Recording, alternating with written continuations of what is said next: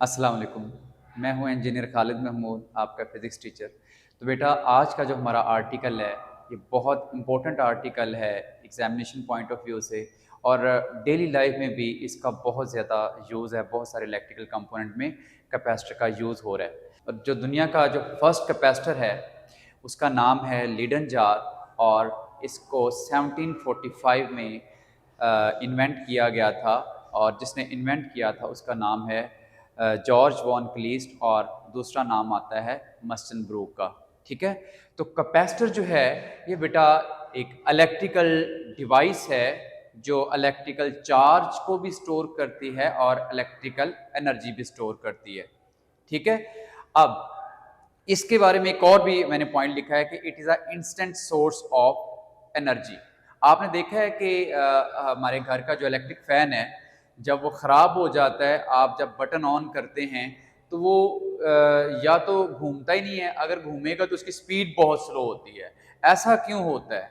ऐसा बेटा इसलिए होता है कि उसका जो कैपेसिटर है वो ख़राब होता है। तो जैसे ही कैपेसिटर डाला जाता है, वो फ़ौरन से एक यूनिफॉर्म स्पीड के साथ घूमना शुरू कर देता है। तो कैपेसिटर ने क्या किया है? कैपेसिटर, जो कि मैंने बोला है इंस्टेंट सोर्स ऑफ एनर्जी है, ये उस फैन की मोटर को इनिशियल पुश, स्टार्टिंग पुश दे देता है, जिसकी वजह से फैन जो है वो तेजी के साथ घूमना शुरू हो जाता है। ठीक है, इसके अलावा आपने देखा है कि जब कैमरा से आप पिक्चर ले रहे होते हो तो एकदम से फ्लैश सा निकलता है, रोशनी से निकलती है। वो क्यों?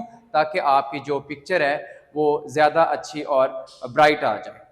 तो उसमें भी क्या है, ये कैपेसिटर ही था जिसने एकदम से जो एनर्जी स्टोर की हुई थी वो एनर्जी निकाली ब्रस्ट की फॉर्म में, रोशनी की फॉर्म में, जिसकी वजह से पिक्चर बहुत अच्छी आ जाती है। ठीक है, इसके अलावा जो कैपेसिटर है डेली लाइफ में, टीवी में भी, रेडियो में भी, रेक्टिफायर सर्किट में जिसमें एसी को डीसी में कन्वर्ट किया जाता है, उसमें भी ये यूज़ होता है। कंप्यूटर में भी यूज़ होता है, बहुत सारी जगह पे यूपीएस में यूज़ होता है, एसी इन्वर्टर में भी यूज़ होता है ये। ठीक है, तो अब कैपेसिटर की वैसे तो बेटा बहुत सारी टाइप्स हैं, बट यहाँ पर जो आज हम डिस्कस करेंगे वो है पैरेलल प्लेट कैपेसिटर। तो नाम से पता चल रहा है पैरेलल प्लेट, इसमें जो दो हमारे पास कंडक्टिंग प्लेट्स हैं उसको हमने पैरेलल रखा हुआ है। ठीक है, अब उनके दरमियान जो मीडियम है वो एयर भी हो सकती है, वैक्यूम भी हो सकता है, या कोई और डाइलेक्ट्रिक मीडियम हो सकता है। ठीक है, तो यहां से मैंने डेफिनेशन भी लिखी हुई है, capacitor which consist of two parallel plate separated through air, vacuum और एनी इंसुलेटर और डाइलेक्ट्रिक। ठीक है, अच्छा, तो अब उसके बाद ये जो स्टार्टिंग में जब अभी चार्जिंग नहीं हो रही, जब हमने कैपेसिटर को अभी तक हमने बैटरी के साथ कनेक्ट नहीं किया, तो ये जो कैपेसिटर की दोनों प्लेट्स हैं ये इलेक्ट्रिकली न्यूट्रल होती हैं। इस पे भी equal amount of positive charge होगा, और पॉजिटिव और नेगेटिव चार्ज होगा, और इसमें भी इक्वल अमाउंट ऑफ पॉजिटिव और नेगेटिव चार्ज, यानी कि ये इलेक्ट्रिकली न्यूट्रल होंगे। ठीक है, अब चार्जिंग कैसे होती है? तो जब हमने इस कैपेसिटर को बैटरी के साथ कनेक्ट करना है तो बैटरी क्या करेगी, इस जो बैटरी का पॉजिटिव टर्मिनल है ये इस प्लेट पर पॉजिटिव चार्ज प्लेस कर देता है, और नेगेटिव टर्मिनल यहां से नेगेटिव चार्ज प्लेस कर देता है। तो अब यहां से थोड़ी सी एक जो बच्चे मिसअंडरस्टैंड कर लेते हैं कि शायद बैटरी के पास चार्ज था, इसने ऊपर ऊपर फेंक दिया, इधर भी चार्ज फेंक दिया, इधर भी। ऐसे नहीं है, बैटरी ने चार्ज को रेगुलेट किया है कि यहां से जैसे बैटरी का पॉजिटिव टर्मिनल है ये इस प्लेट से नेगेटिव चार्ज इलेक्ट्रॉन को अट्रैक्ट कर लेता है, तो इलेक्ट्रॉन को अट्रैक्ट करके ये दूसरी तरफ भेज देता है। यानी कि बेसिकली इलेक्ट्रॉन जो है, बैटरी जो है, ये इलेक्ट्रॉन को ट्रांसफर कर रही है एक प्लेट से दूसरे प्लेट की तरफ। तो ये इसकी चार्जिंग कह लें या वर्किंग कह लें कैपेसिटर की।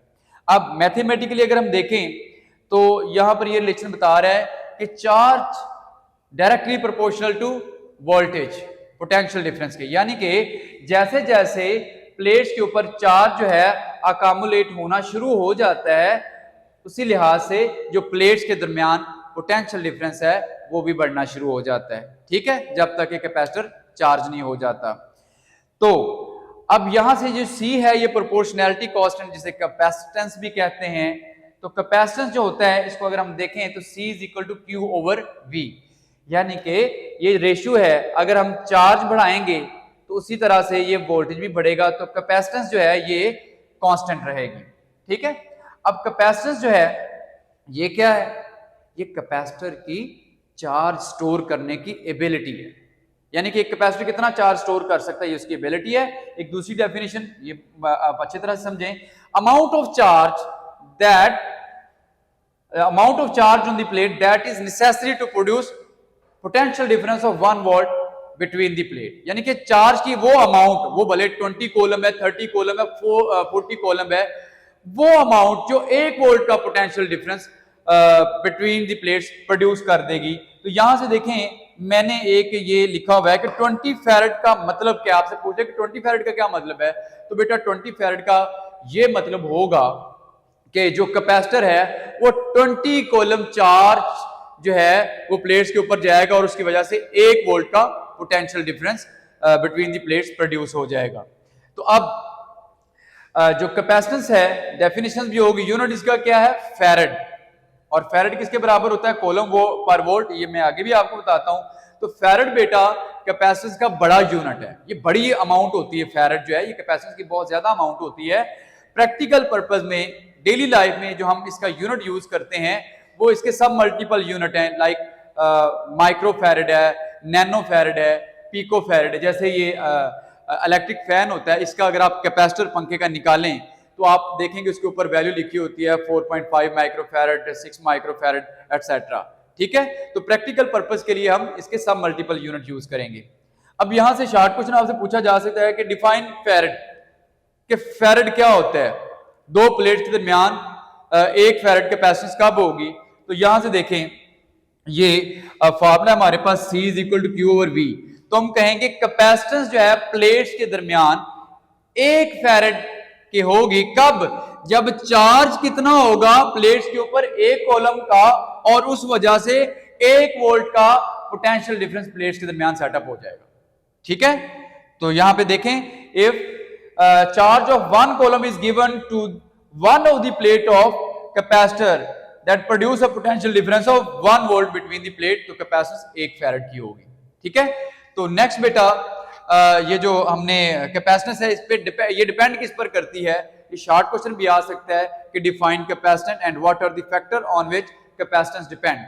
तो ये फैक्टर आपके सामने मैंने लिखे हुए हैं, ये फार्मूले से आप माइंड में रख सकते हैं कि जो कैपेसिटेंस होती है ये एरिया ऑफ द प्लेट्स पर डिपेंड करती है, मीडियम बिटवीन द प्लेट्स पर डिपेंड करती है और सेपरेशन बिटवीन द प्लेट पर डिपेंड करती है। तो अब देखें एरिया और मीडियम के साथ डायरेक्ट ताल्लुक बन रहा है इसका, और प्लेट्स के दरमियान जो सेपरेशन है इसके साथ इनवर्स रिलेशन बन रहा है। यानी कि अगर एरिया ज्यादा होगा, प्लेट का एरिया ज्यादा होगा, तो इसका मतलब है वो चार्ज ज्यादा स्टोर कर सकता है। बिल्कुल उसी तरह अगर एक वाटर टैंक है तो एक छोटा वाटर टैंक है, एक बड़ा वाटर टैंक है, तो बड़ा वाटर टैंक की कैपेसिटी ज्यादा होती है, वो ज्यादा वाटर स्टोर कर सकता है क्योंकि इसका एरिया ज्यादा है। इसी तरह कैपेसिटर का एरिया ज्यादा होगा तो वो चार्ज भी ज्यादा स्टोर कर सकता है। इसके अलावा अगर जो प्लेट्स के दरमियान हम सेपरेशन बढ़ा देंगे, दूर दूर कर देंगे प्लेट्स को, तो चार्ज स्टोर करने की जो एबिलिटी है वो कम होती चली जाती है क्योंकि इसके साथ इनवर्स रिलेशन है। इसके अलावा अगर हम कोई और मीडियम डाल देते हैं, प्लास्टिक डाल देते हैं, माइका डाल देते हैं, कोई और डाइलेक्ट्रिक डाल देते हैं, तो हम नोट करते हैं कि कैपेसिटर की कैपेसिटेंस चार्ज स्टोर करने की एबिलिटी बढ़ जाती है। उसके बाद ये बेटा जो है मैंने लिखा है, ये लॉन्ग क्वेश्चन है और बड़ी बार पेपर में आया भी हुआ है कि derive expression for capacitance of a parallel plate capacitor. तो जैसा कि हमने देखा पहले कि जो अगर इन दो प्लेट्स के दरमियान मीडियम हम एयर या वैक्यूम लेते हैं तो कैपेसिटेंस की वैल्यू हमारे पास ये आती है C vacuum is equal to Q over V। अब अगर किसी तरह हमें चार्ज का पता चल जाए जो प्लेट्स के ऊपर है और पोटेंशियल डिफरेंस जो प्लेट्स के दरमियान इसका पता चल जाए तो हम इसके फाइनल एक्सप्रेशन की तरफ बढ़ सकते हैं। तो देखें अब क्योंकि जब कैपेसिटर बैटरी को हमने कैपेसिटर के साथ जोड़ा है तो क्या हुआ है कि इसने चार्ज यहाँ पर अकामुलेट करना शुरू कर दिया, बहुत सारे चार्ज यहाँ पर इकट्ठे हो गए। तो जब बहुत ज्यादा चार्ज इकट्ठे हो गए तो हम यूज करेंगे सरफेस चार्ज डेंसिटी का formula sigma that is equal to charge per unit area. तो यहां से बेसिकली हम क्या निकालना चाह रहे हैं इस Q के लिए वैल्यू, तो Q इज इक्वल टू आ गया सिग्मा ए। अब क्योंकि कैपेसिटर की दो अपोजिटली चार्ज प्लेट्स हैं तो इनके दरमियान पोटेंशियल डिफरेंस भी सेटअप हुआ है V is equal to ED। तो जब हमने V is equal to ED लिखा हमें पता चला ये जो E है ये क्या है, ये तो इलेक्ट्रिक इंटेंसिटी है जो दो अपोजिटली चार्ज प्लेट में होती है। ये हमने जो है गॉस लॉ की थर्ड एप्लीकेशन में भी पढ़ा है। तो फिर क्या हुआ कि इलेक्ट्रिक इंटेंसिटी जो अपोजिटली चार्ज प्लेट के दरमियान है उसकी वैल्यू है E equal to sigma over E। तो इस वैल्यू को बेटा उठाएं आप यहां पर पुट करें तो हमारे पास V की फाइनल वैल्यू आ जाती है। तो चलें देखें जी, अब हमारे पास Q की वैल्यू भी आ गई, V की वैल्यू भी आ गई। अब ये दोनों वैल्यू बेटा उठाएं और आप इस वाले फार्मूला में पुट कर दें। तो देखें जरा नेक्स्ट बोर्ड पर। तो अब ये जो हमारे पास Q और V की वैल्यू आई है इसको हमने यहां पर पुट कर दिया। तो देखें C वैक्यूम Q की जगह पर बेटा उस Q की वैल्यू डाल दी हमने ये वाली, और V की जगह पर उसकी ये वाली वैल्यू डाल दी। तो यहां से सिग्मा सिग्मा से कट गया तो हमारे पास फाइनल रिलेशन क्या आ जाएगा, C vacuum is equal to A epsilon naught over D। तो यहां से अगेन आप जब पेपर में क्वेश्चन अटेम्प्ट कर रहे होंगे नीचे आपने हेडिंग देनी है कि कैपेसिटेंस किन फैक्टर पर डिपेंड करती है। वो वही जो मैं पहले बता चुका हूं, area of the plates, medium between the plate and separation between the plate. उसके बाद ये बहुत इंपॉर्टेंट शॉर्ट क्वेश्चन है, पेपर में कई बार पूछा गया है कि what is the effect of dielectric on capacitance of capacitor. तो अब अगर इन प्लेट्स के दरमियान कोई डाइलेक्ट्रिक प्लास्टिक, माइका या कोई और डाइलेक्ट्रिक मीडियम रख देंगे तो उसकी वजह से होगा क्या कि ये जो कैपेसिटर है ये पहले की निस्बत ज्यादा चार्ज स्टोर करना शुरू कर देगा, इसकी कैपेसिटेंस इंक्रीज कर जाएगी। अब कितनी इंक्रीज करेगी ये तो डिपेंड करता है कि आपने डाइलेक्ट्रिक कितनी वैल्यू का डाला है, और वो डाइलेक्ट्रिक उसको हम क्या नाम देते हैं, डाइलेक्ट्रिक कांस्टेंट ER। ठीक है, तो अब देखें जो वैक्यूम में हमारे पास कैपेसिटेंस थी वो A epsilon naught over D है। अब हमने क्योंकि डाइलेक्ट्रिक डाल दिया है तो डाइलेक्ट्रिक डालने से कैपेसिटेंस इंक्रीज कर जाती है। कितना इंक्रीज करती है डिपेंड करता है आपने किस वैल्यू को डाइलेक्ट्रिक डाला। तो ये देखें यहाँ पर सारी वही वैल्यू और ER इतने टाइम यानी कि कैपेसिटेंस बढ़ गई है। तो C मीडियम, अब देखें ये इतना हिस्सा हमारे पास C वैक्यूम वाला ही था, तो C medium is equal to C vacuum multiplied by ER। यानी कि जब हमने मीडियम रखा है, डाइलेक्ट्रिक रखा है, तो कैपेसिटेंस पहले की निस्बत जब एयर और वैक्यूम था उसकी निस्बत हमारी कैपेसिटेंस जो है वो पहले से काफी गुना ज्यादा हो गई है। इसलिए हम कहते हैं जब मीडियम होता है, डाइलेक्ट्रिक होता है प्लेट के दरमियान, तब वाली कैपेसिटेंस ज्यादा होती है उस वाली कैपेसिटेंस से जब प्लेट्स के दरमियान मीडियम एयर या वैक्यूम होता है। ठीक है, तो यहां पर मैंने उसकी रीजन भी लिखी हुई है। अब यहां से ये जो ER है बेटा ये है हमारे पास डाइलेक्ट्रिक कांस्टेंट। ये भी शॉर्ट क्वेश्चन पूछा जा सकता है। तो ER की यहां से अगर वैल्यू निकालें तो ER इधर ही रहे तो ये आ जाएगा C medium over C vacuum. तो यहां से आप इसकी डेफिनेशन लिख सकते हैं कि डाइलेक्ट्रिक कांस्टेंट बेसिकली क्या है, ये रेशियो है किसके दरमियान, कैपेसिटेंसेस के दरमियान। कब, जब दो प्लेट्स के दरमियान डाइलेक्ट्रिक मीडियम था तब की कैपेसिटेंस टू दी वो कैपेसिटेंस जब इन दो प्लेट्स के दरमियान मीडियम वैक्यूम या एयर था। अब यहां से इसका MCQ पूछा जा सकता है कि ये इसका यूनिट और डायमेंशन क्या है। तो क्योंकि ये सेम क्वांटिटीज के दरमियान रेशियो है तो बेटा इसका यूनिट नहीं होगा। तो बेटा ये था हमारा आज का आर्टिकल। हाँ, एक और छोटी सी बात कि जो डाइलेक्ट्रिक और इंसुलेटर होता है इसमें छोटा सा डिफरेंस, ये दोनों ही जो है करंट को अलाउ नहीं करते, मगर जो डाइलेक्ट्रिक होता है ये इलेक्ट्रिक फील्ड को एस्टेब्लिश करने में हेल्प करता है, जबकि इंसुलेटर तो वो भी नहीं करता। और एक और छोटी सी बात कि बैटरी भी सोर्स ऑफ एनर्जी है, कैपेसिटर भी सोर्स ऑफ एनर्जी है, तो फिर दोनों में मेजर डिफरेंस क्या है। मेजर डिफरेंस तो बहुत ज्यादा, मगर इस एक मेजर डिफरेंस आपको बताता हूँ कि जो कैपेसिटर है ये इंस्टेंट सोर्स ऑफ एनर्जी, फौरन से जो एनर्जी इसने स्टोर की होती है वो आपको प्रोवाइड करता है, और जो बैटरी है वो एनर्जी तो आपको प्रोवाइड करती है बट वो स्लोली एनर्जी प्रोवाइड करती है। जैसे आपने अगर जो है फौरी आपने अपनी बॉडी की रिक्वायरमेंट एनर्जी डिमांड पूरी करनी हो तो आप कहा जाए आप रोटी खाना पसंद करोगे या एनर्जी ड्रिंक, तो ऑब्वियसली अगर आपने फौरी एनर्जी लेनी तो आप एनर्जी ड्रिंक का इंतखाब करोगे, क्योंकि एनर्जी ड्रिंक आपको फौरी एनर्जी दे देता है, जबकि रोटी से आपको एनर्जी तो मिलती है मगर वो स्लो।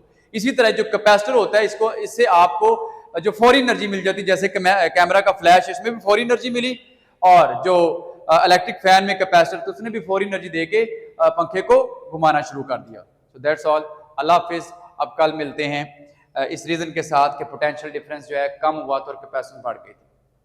ख्याल रखिए।